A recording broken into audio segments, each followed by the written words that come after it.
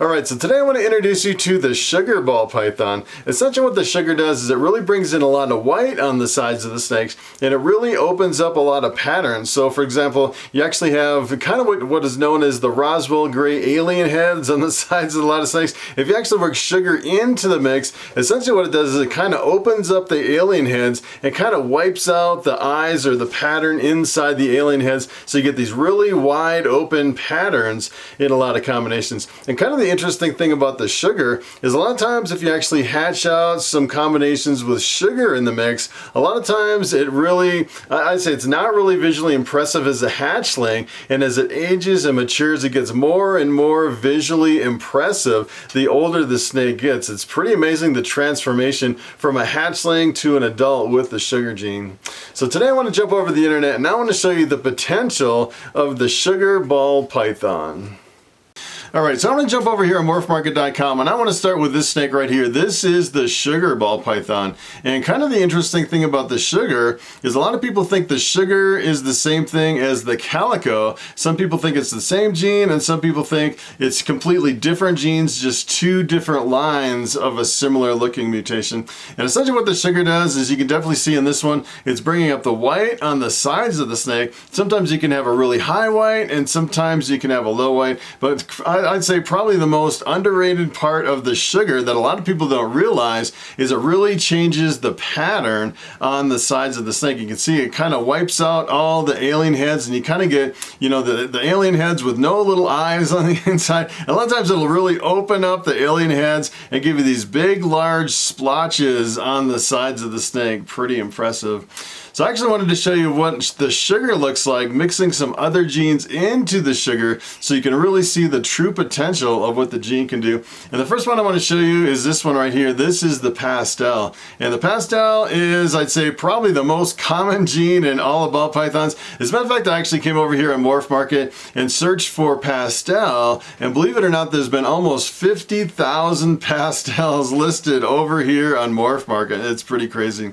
And essentially what the Pastel does is it really brings in a lot of yellow. You can see some of them are really bright yellow and some of them are kind of a browned out yellow. And a lot of times the Pastel will also reduce the pattern. So for example, you have this is what we call like an alien head, this little kind of, it's almost like a cave drawing of a Roswell gray alien head. You see two of them here side by side, and you see a lot of those in normal ball pythons. And you can definitely see on the Pastel, it really kind of jumbles up the pattern to where you don't get a lot of the alien heads. So this is what happens if you take Pastel and work in sugar. Take a look at this crazy snake. It's pretty amazing. And kind of the weird thing about this is if you actually take a look at some of the adults compared to the hatchlings, let me tell you, this looks pretty impressive by itself, but if you actually mature this, grow it up and get some age on the snake, it really has a really dramatic effect as far as the really high contrast between the whites and the colors. So you see a lot of times you'll have like a little bit of yellow in the whites and a little bit of pixelation. Sometimes it'll actually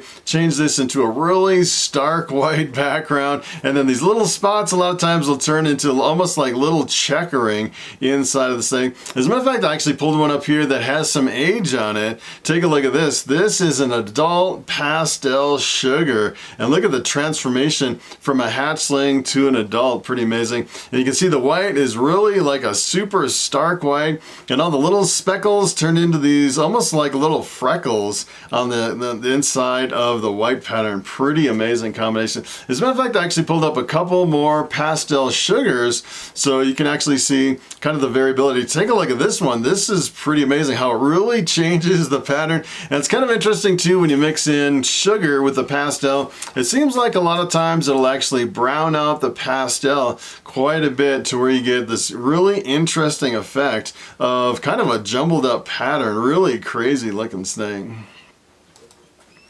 So take a look at this. This is actually the Pastel with the Enchi. I kind of wanted to show you this without the addition of sugar so you can see what the sugar really does to the combination of the Pastel Enchi. So essentially what this is a Pastel. When you add Enchi to it, the Enchi really reduces the pattern even more. Sometimes you get these little tiger stripes with the Enchi, and a lot of times the Enchi will bring out some oranges in a lot of combinations, which is pretty awesome. So here's what happens if you take the Pastel Enchi and work in in the sugar. Take a look at this crazy snake. That is pretty amazing. It's pretty amazing that you can just add sugar to a really simple combination and get something really crazy looking like this. As a matter of fact, I actually produced some calico combinations here in my collection. I think calico is almost the same as sugar. It's pretty close. And let me tell you, I actually produced some calico bamboos and some other calico stuff. And let me tell you, they really just kind of blew me away. I started producing snakes that look like this.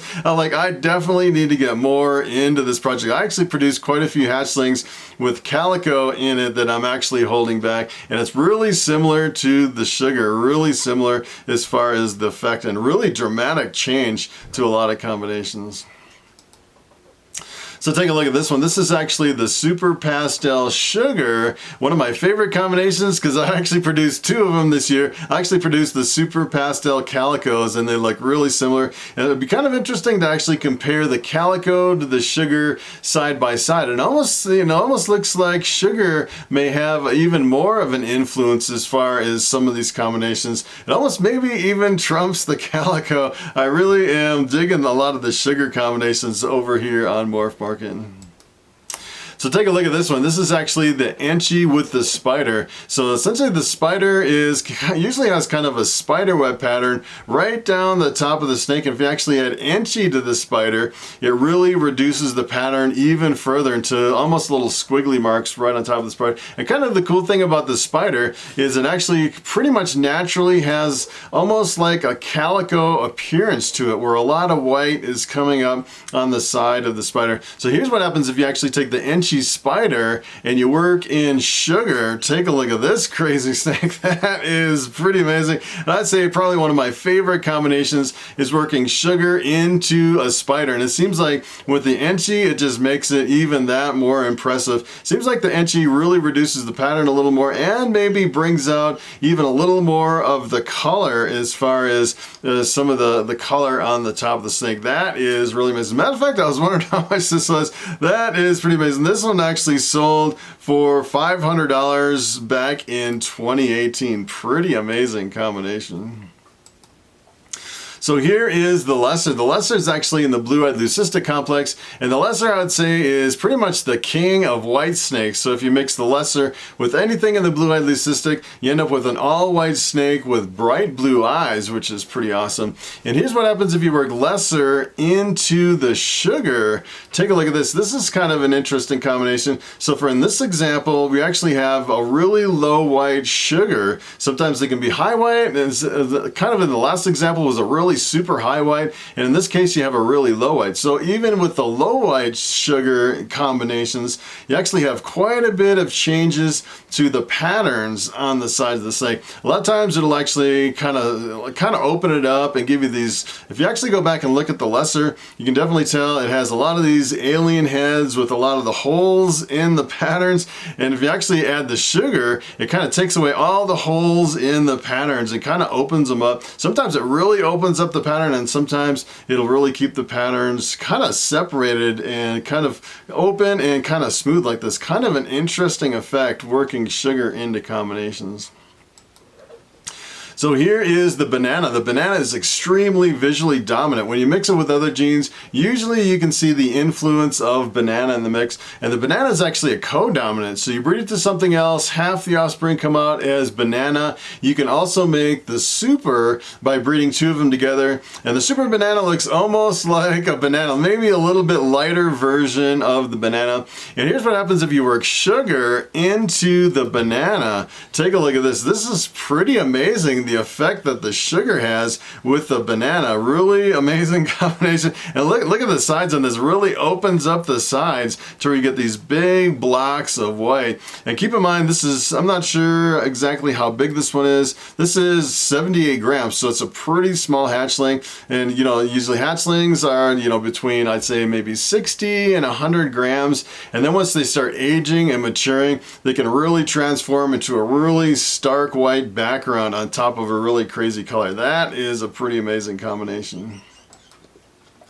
So here is the bamboo. I thought I'd throw the bamboo in there since Bobby is around my neck at the beginning and the end of every video. As a matter of fact, this is actually a picture of Bobby. I actually bought him over here on Morphmarket. And believe it or not, Bobby is actually the oldest bamboo over here on Morphmarket. Pretty awesome. And here's what happens if you work sugar into the bamboo. And take a look at this. I thought this was pretty interesting because I actually produced a calico bamboo. And when they start really small like this, just as a hatchling, let me tell you, they are not as impressive as an adult. If I showed you my calico bamboo, that thing is screaming. That thing is probably one of the craziest combinations that you've seen. And these things really change and get better and better the older they get. This is the bamboo sugar.